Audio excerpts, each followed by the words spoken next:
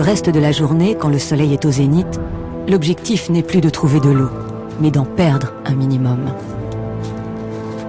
La couleur prend alors toute son importance. Les tons clairs réfléchissent le rayonnement solaire et font baisser la température de la peau. La stratégie est identique pour ces arbres, mais ils possèdent un autre atout en cas de sécheresse extrême. En sacrifiant une branche, ils diminuent leurs besoins en eau et assurent leur survie.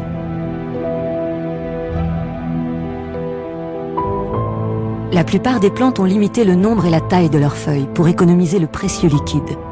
De plus, elles ont développé des capacités de stockage phénoménales. Ces cactus peuvent contenir en réserve des centaines de litres d'eau. Accumuler l'humidité est vital. Encore faut-il limiter au minimum le gaspillage. Les plus chanceux disposent d'une adaptation surprenante. Avec un corps aplati, il est possible de ne s'exposer qu'à moitié aux rayons du soleil.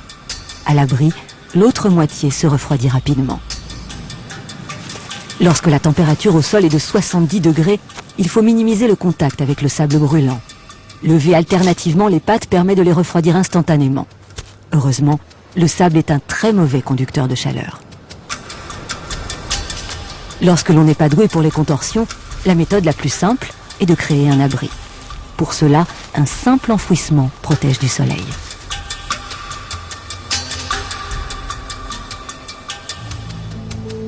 Pour que la vie reprenne, il suffit alors d'attendre que le soleil disparaisse. Certaines plantes profitent de ce répit et n'ouvrent leurs fleurs qu'à la tombée de la nuit. Après une journée passée à l'abri, la vie remonte à la surface.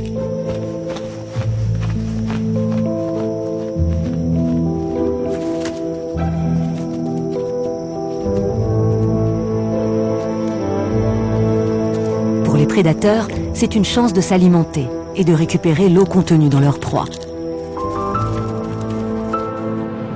La vie dans les déserts est précaire. Aujourd'hui, elle ne tient plus qu'à un fil. Que la sécheresse s'accentue et elle disparaîtra.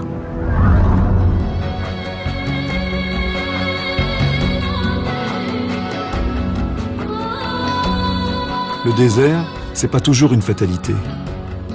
Ici, dans le Negev, au sud d'Israël, il cède peu à peu la place à une grande forêt. Ça, c'est la forêt de Yatir ? Oui, c'est la forêt de Yatir. Des oliviers, des cyprès, des pins, des pistachiers. Cette forêt au milieu du Negev, c'était le rêve d'un homme, David Ben Gourion, un des pères fondateurs d'Israël. 4 millions d'arbres stoppent ici le désert. Des villages naissent et l'homme gagne du terrain. Cette forêt est totalement artificielle. Elle est née de la main des hommes. Le premier arbre a été planté en 1963. Aujourd'hui, la forêt d'Yatir couvre 3000 hectares. C'est la plus grande forêt du pays, elle n'a pas 40 ans.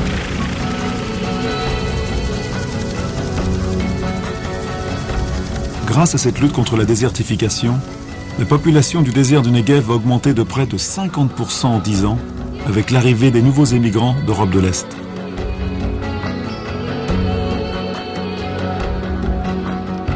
Mais ailleurs dans le monde, à cause de la sécheresse et d'une mauvaise exploitation des sols, près de 600 millions d'hectares, c'est-à-dire 11 fois la taille de la France, sont en voie de désertification.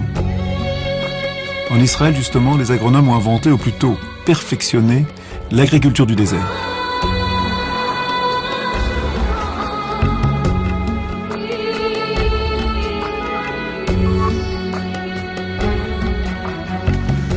Nous sommes à Ktoura, en Israël. Il y a ici une femme exceptionnelle que je vais vous présenter. Elle s'appelle Hélène Soloway. Elle mène ici des recherches étonnantes dans ce kibbutz expérimental, entouré de cette magnifique palmeraie, mais je vous en dis pas plus.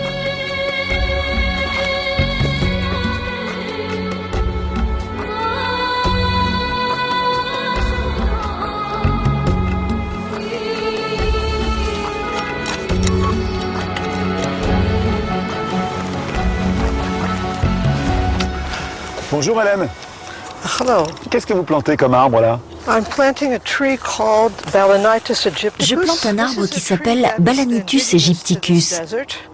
C'est un arbre qui est habitué à vivre dans cette région. Il a besoin de très peu d'eau, moins de 10 mètres cubes par an. Pourquoi c'est important de planter des arbres? Aujourd'hui, la seule façon de faire revivre une zone souffrant de désertification est de planter des arbres pour permettre aux autres plantes, animaux, insectes et oiseaux de vivre sur ces terres. Les arbres sont la base de tout écosystème. C'est l'élément le plus important. Les arbres sont un remède à de nombreux problèmes environnementaux. Ce ne sont pas seulement les poumons de la terre, ils sont aussi l'air conditionné du monde. Ils rafraîchissent le sol, ils permettent à la pluie de revenir puisque lorsque l'air frais augmente, les nuages s'arrêtent et il pleut. Les arbres stabilisent aussi le sol qui s'érode. Ils stoppent les tempêtes de sable. Ils peuvent donc être plantés comme barrières protectrices autour des villages et des villes. Ils permettent de stocker le carbone et compensent donc les effets du réchauffement climatique. Si seulement un tiers de la planète était recouvert de forêts, je pense que beaucoup de nos problèmes seraient moindres et peut-être même disparaîtraient. Est-ce qu'on pourrait penser que tous les déserts pourraient être replantés? Certains endroits resteront à jamais des déserts. Évidemment, on ne va pas transformer le Sahara en forêt. Et est-ce bien nécessaire? Car les déserts appartiennent au monde, au même titre que tous les autres écosystèmes. Hélène Soloway fait venir des plantes du monde entier pour tester leur résistance à la sécheresse et leur tolérance au sel. Car ici, l'eau que l'on pompe dans la nappe phréatique est saumâtre, c'est-à-dire qu'elle est légèrement salée. Parmi les 800 millions de personnes souffrant de la faim dans le monde, la majorité vit dans des régions arides. C'est en améliorant l'agriculture du désert qu'Hélène Soloway participe à la lutte contre la faim. C'est un pitaya jaune de la famille des cactus. On l'appelle aussi l'ananas du désert.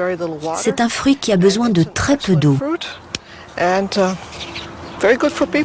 Délicieux, hein? Délicieux. C'est un fruit excellent et comestible pour l'homme. Il est gorgé d'eau et plaît beaucoup aux personnes qui le goûtent. C'est plein d'eau, hein? C'est incroyable. Notre planète a beaucoup souffert de nos méthodes agricoles. Il est important pour nos enfants et nos arrière-petits-enfants que nous trouvions de meilleures méthodes qui utiliseraient moins d'eau, moins d'énergie, qui s'adapteraient mieux à notre environnement. C'est l'une des raisons pour lesquelles je suis décidée à trouver ici, dans ce petit pays, pauvre en terres cultivables et en eau, des méthodes pour une agriculture durable qui n'abîmera plus la terre et qui nous permettra d'avoir tout ce dont nous avons besoin.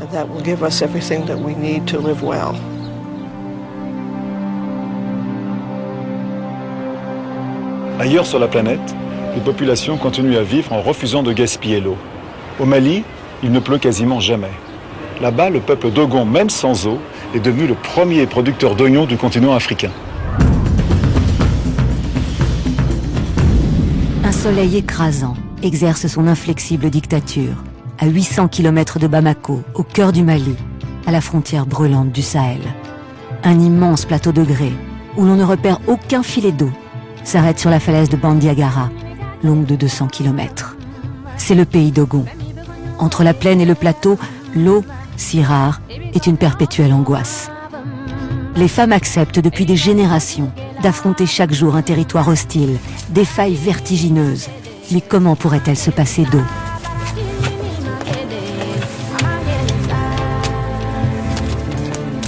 Niché sur la falaise, le village de Dourou réunit 350 âmes. La sécheresse de la terre, le sable et le vent, les pluies insignifiantes, font des Dogons des agriculteurs héroïques.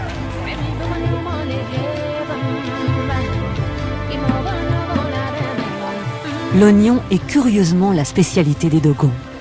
Une culture traditionnelle qui réclame beaucoup d'eau. Entretenir ces jardins relève de l'exploit et d'une discipline militaire ordonnée de main de maître par Amadou, le chef de l'eau. Il rationne et il a l'œil. Kadi, tu as pris combien de calebasses d'eau? Ton mari est déjà venu ce matin. Il en a pris 40. Il n'a plus droit qu'à 10. Ça suffira pour aujourd'hui. Tu sais qu'en cette saison, c'est important de ne pas gâcher l'eau. Je te le dis tous les jours.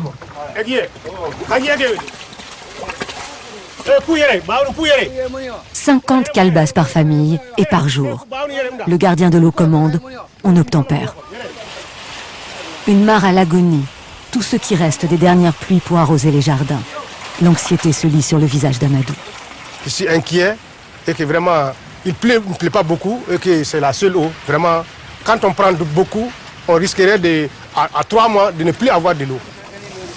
Chaque villageois vit ici de l'agriculture et récolte l'oignon en famille dans ses carrés de terre. Malgré des conditions impossibles, on produit tout de même plusieurs milliers de tonnes d'oignons par an. Avec un rationnement exemplaire de l'eau, la plus importante source de revenus du pays se maintient. Cultiver l'oignon n'est pas une chose facile. Mais avec la récolte, je peux acheter du mil pour manger et même payer mes impôts. Malgré les suppliques des anciens, les nuages ne sont pas généreux au-dessus du pays d'Ogon. 60 jours de pluie par an. Un taux de pluviométrie parmi les plus bas du monde.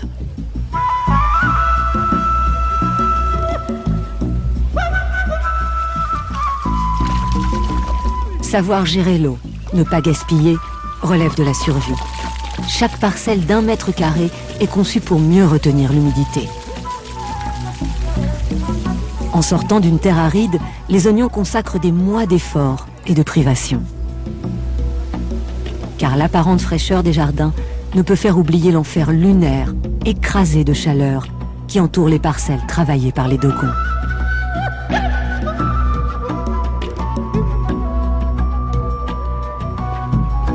Les Dogons sont devenus, au prix d'efforts surhumains, les premiers producteurs d'oignons rouges d'Afrique.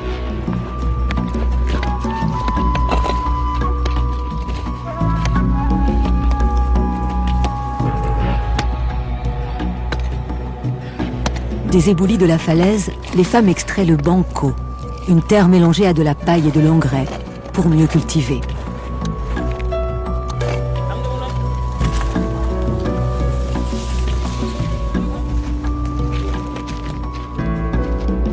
Jour de marché à Doro. Kadi vient une fois par semaine vendre les oignons qu'elle cultive avec son mari. Les femmes sont chargées de négocier. Palabres, marchandage, elles animent le marché. On vend, on achète et on troque.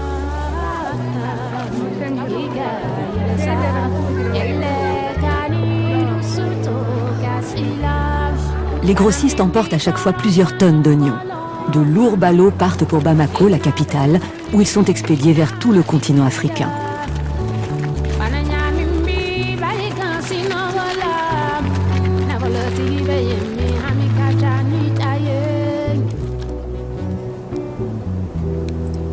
Amadou n'est pas seulement le gardien redouté de l'eau des Dogons. Quand il ne rationne pas, il travaille à de nouvelles stratégies pour mieux gérer l'eau. Les agriculteurs l'ont élu pour cela il y a 5 ans. Aussi surveille-t-il avec fierté l'avancement d'un barrage qui peut tout changer.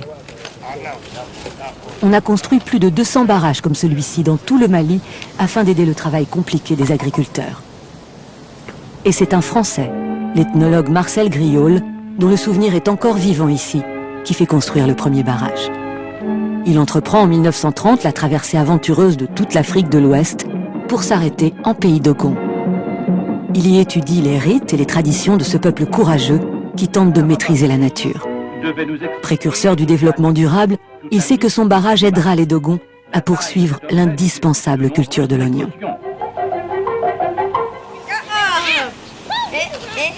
Fondamentalement, rien n'a changé depuis Marcel Griaule sur la falaise de Bandiagara.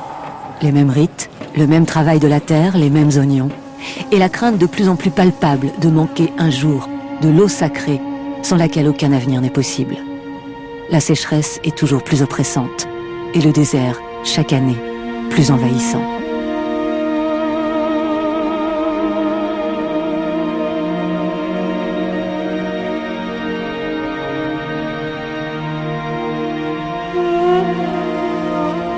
Découvrir une nouvelle source fait de vous un homme nouveau, puissant et envié.